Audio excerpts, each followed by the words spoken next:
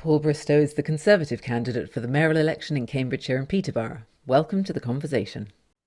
Hello, Paul. So today, no, let's talk about last time first. Last time we spoke about the office of mayor as a whole. We did. Yes, and your vision for the county. And this time, I do want to hear a little bit more about that.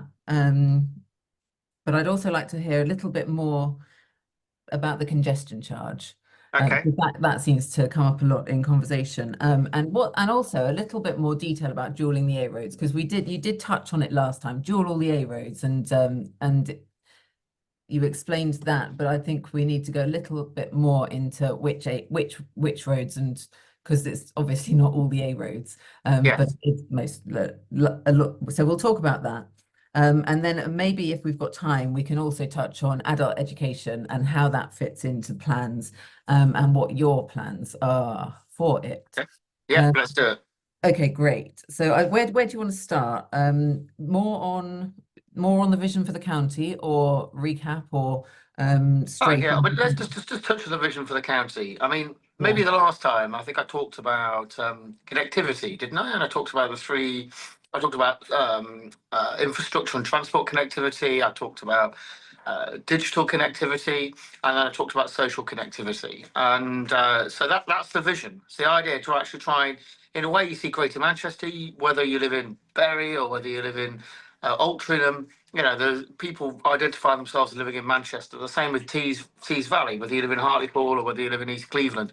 You know, you live in the Tees Valley. So something like the Tees Airport matters to everybody in the Tees Valley. I've got a bigger challenge in Cambridge and Peterborough. I can talk about light rail for Cambridge, but I might as well be talking about light rail on the moon for the people in Wisbech.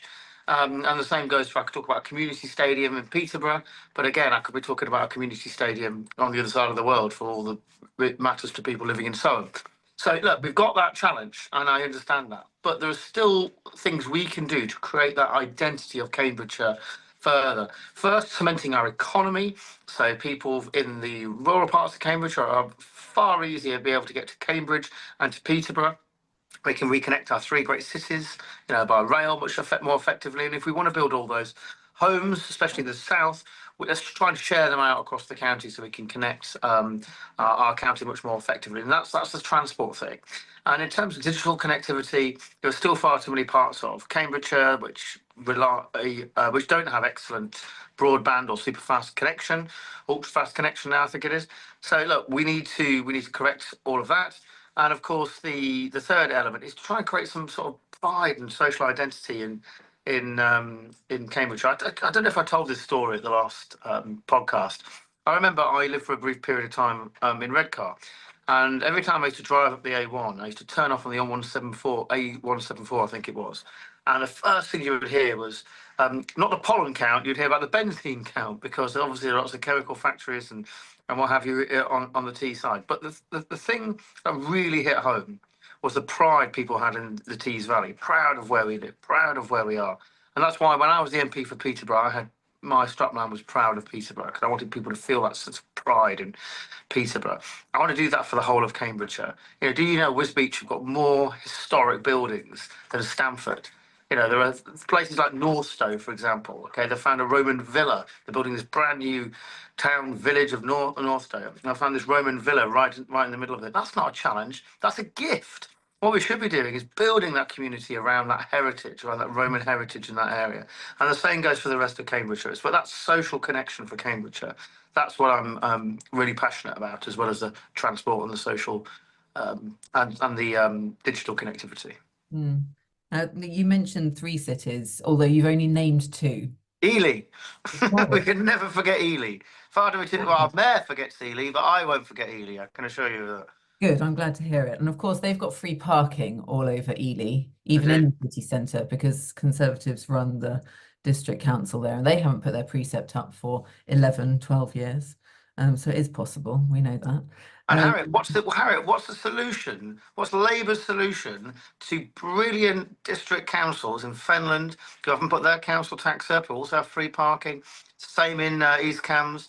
What's Labour's solution to these two brilliant, small, Conservative-run district councils? Labour's solution is to abolish them. to abolish them. Cancel elections, get rid of the councils. Yeah, indeed. Yeah, I mean, I don't blame them wanting to get rid of some of their own councils, because they are in a pickle. But yes, if we have some more councils run like Fenland's run and like Ely and East Cambs is run, if we could run Cambridgeshire County Council like that, well, Cambridgeshire would be the richer for it, quite literally. Yeah, completely agree with you, Harriet.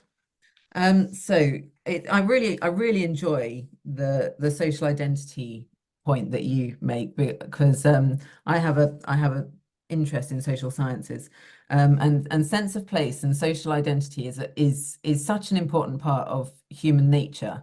And I think the thing is, people want to feel pride in where they live and where they work and the area that they come from. Of course they do. I think it's inherent in all of us. And I just wonder how it's almost like they're challenged. It's almost like people are challenging them to do that, or to not feel like that. I don't know. I'm not really explaining No, myself. I think you're right, Harriet. I think it's one of the recognised, perhaps, elements of Brexit. Yes, there was questions about, whether about immigration. There were questions about taking back control. There were all these sorts of stuff. One of the reasons that, those who have been left behind economically. There's all sorts of people have delved down deep into the reasons people vote for Brexit and what was considered to be a surprise result by many. It wasn't a surprise to me. I think that sense of identity is really important to British people, that they are British and still proud to be British. And there was this argument about people being citizens of the world and then ended up being citizens of nowhere. Actually, I think globalization has made people unhappier. And I think there was a time when, of course, it's made lots of people wealthier and it's wonderful to be able to travel around the world and all that sort of stuff and learn different languages and all that. No one's suggesting that's a bad thing. But the idea, that sense of identity is so important to us as human beings, sense of our community, our family, where people have come from, sense of pride in our history, learning from those who came before us. That is really, really important, that sense of place, sense of identity. And I think Brexit had a lot to do with that as well. Yeah, I think it is. I think it is that learning from learning from the people who came before us is critical. I wasn't thinking as macro as you are, clearly. I was thinking a little bit more micro, and in terms of quite specifically the congestion charge. People are proud of Cambridge. There's a lot of history there. It's one of the three cities in Cambridgeshire, and people are really struggling at the moment because, despite feeling this great pride and privilege even to live there, they're challenged because they're being hit with things like, parking charges and going over a bridge charge and whatever else. Well, the congestion charge. Well, it did, yeah. Yeah, I mean, Makes people frustrated with the area rather than loving it like we'd like them to be free to do. Well, look, so I can tell you what the plan is, and I don't want to sound like some conspiracy theorist because it's there in black and white in the mayor's transport plan. His plan is to try and reduce the number of cars on our road by 15%. It's called modular shift. He wants people to start using public transport. Nothing wrong with that, you say. But at the same time, he wants to then build, 150,000 new houses in Cambridgeshire? So the idea that we're going to get a 15% drop in people using their cars by 2030, it was for the birds. And double the number of people using the buses in the county. Again, it's for the birds. And guess what happens if we don't meet that target? Well, it has to be paid for. And it's only going to be paid for through increases in the mayor's tax, the mayoral precept. But going back to congestion charge, that's one of the ways he wants to tax people out using their cars. It was dropped because the GCP bungled the consultation, got thousands of people upset, angry, and Labour and Liberal Democrat councillors, despite being previously pro it, kind of ran for cover and hid under blankets and turned out and pointed out and said that they were against it all along. What a crock. They were in favour of it all along. It's there in black and white in the mayor's transport plan. And Liberal Democrat councillors leadership whipped all their councillors to be pro it. And in fact, we've selected a Liberal Democrat councillor who called those who were opposed to congestion charging as peddling hate, and said that and opposed a referendum for the people of Cambridge on the congestion charge. So let's what did the people's vote, remember, Harriet? on Brexit, but they're opposed a referendum on the congestion charge. And the reason I'm so passionately against the congestion charge is because cars are so vital for some people just to get about, to access public services, to see friends, see family, and get to work. And of course, if there are public transport solutions, we should be promoting those too. But we shouldn't be punishing people for wanting to use their cars. We shouldn't be declaring war on the motorists. And I assure you 100% that if I'm the mayor of Cambridgeshire and Peterborough, we will never have a congestion charge. And it's not just Cambridge, by the way, Harriet. It says the whole of Cambridgeshire, road charging is an option. And it's taken the word road charging out. It's taken the word road charging out and it's replaced it with demand management and revenue raising. Well, does he think we're stupid? That sounds like road charging to me, doesn't it? That's a really important point, because it shows a complete desire to be purposefully opaque. It's deliberately misleading. It's not fair, basically. People want to vote for something that they feel confident in, that they can believe, and then you start getting people doing that, and it sort of diminishes trust in politics overall, never mind party versus party. That sort of language isn't helpful for any of us. A really interesting point that you bring up there. Yeah, and the other point is, when he talks about road charging across Cambridgeshire, where else is he going to bring it in? If it's not Cambridge, or Cambridge is going to be part for now, where's next? Well, there's only one other city in Cambridgeshire which would have the critical mass for it. I mean, they could do it in Ely, but I think that would be, I think Anna Bailey would lie in front of traffic to stop it happening in Ely. But the other place is Peterborough, where they've got a Labour council in Peterborough. And while they say there's no plans, well, when a politician says there are no current plans, you know what that means, don't you? Well, and the thing is, things like this, and this comes back to being the fundamentals of conservatism, actually, because when you have a road charge, when you've got no alternative in place, it really does discriminate, and it limits freedom of choice. And that's something that we Conservatives are always going to defend, is freedom of choice. There's no doubt about that. And when you've got something that really does discriminate against people who don't have an alternative, it really does get our backs up as Conservatives, doesn't it? It really does. It really does. And look, we're going to talk about dualling our A roads. In fact, I want to go a bit further, actually. I want to make part of that connectivity plan. I want to encourage people to be able to drive to and from work from the north to the south of our county, east and west. Of course, we want them to use public transport too. But if that's not an option for them for one reason or another, we shouldn't be penalising for the wanting to drive. Exactly. So just before we run out of time, actually, let's go to those A roads, because there are some that are a priority to dual, and there are some that are impossible to dual and will never be dualed. So let's talk about the priority ones and explain a little bit why they're a priority. Let's go from north to south. Okay. Let's start with the A47. Okay, the A47 that links Peterborough, actually goes a bit further, goes all the way to Leicester. The village that I'm currently sat in, Wansford, is on the A47. But the very specific, it should be dualled on that last bit from Wansford to Peterborough. Actually, it is half of it. There's another stretch that should be dualled anyway. But the priority part is from Peterborough to Wisbech, and I'll tell you why. They've been talking about that since I was a kid, since I was at school in Whittlesea. I've been talking about that being a priority. And Wisbech, it looks to Peterborough.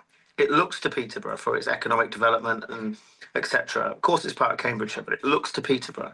And if we want Wisbech to be as successful as it possibly can be, we can connect ourselves to that port there in Wisbech. I think we need to dual the A47. In fact, Cambridgeshire County Council are going in reverse. What they want to do, instead of dualling the A47, or at least making a case for it, they want to reduce the speed limits down to 40 and to 50 on much of that road because of safety concerns. And they're right to be concerned about safety, because there have been accidents down that road. But the safest thing we can do is to dual that road. And also, we're going to have to do much of the work anyway because of flood defences, etc. Now, it's been part of National Highways plans for some time, but they've prioritised other stretches of the A47. I don't think our mayor's made the case strong enough. I was part of a steering group when I was an MP, so we're going to prioritise the A47, finally get that dualled. So, so my children don't have to hear about plans and be my age when finally it gets around to doing it. Second priority is the A10.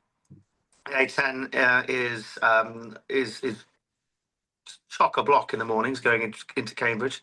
And it's just not good enough. And again, the mayor's got plans to improve this roundabout, and I think there's got a plan to put a pedestrian crossing over one roundabout, which I think will cause all sorts of chaos. I think we need a bridge, if anything, rather than a pedestrian crossing. Good idea. But I think we need to dual that road. And guess what, Harriet? Right, the plan, the business case for dualling the A10, the business case has been sat on the mayor's desk. It's been sat on his desk, and he's done nothing with it. He's not published it. He's not commented on it. So one of the first things I'm going to do is we're going to brush away the cobwebs, and we're going to publish that.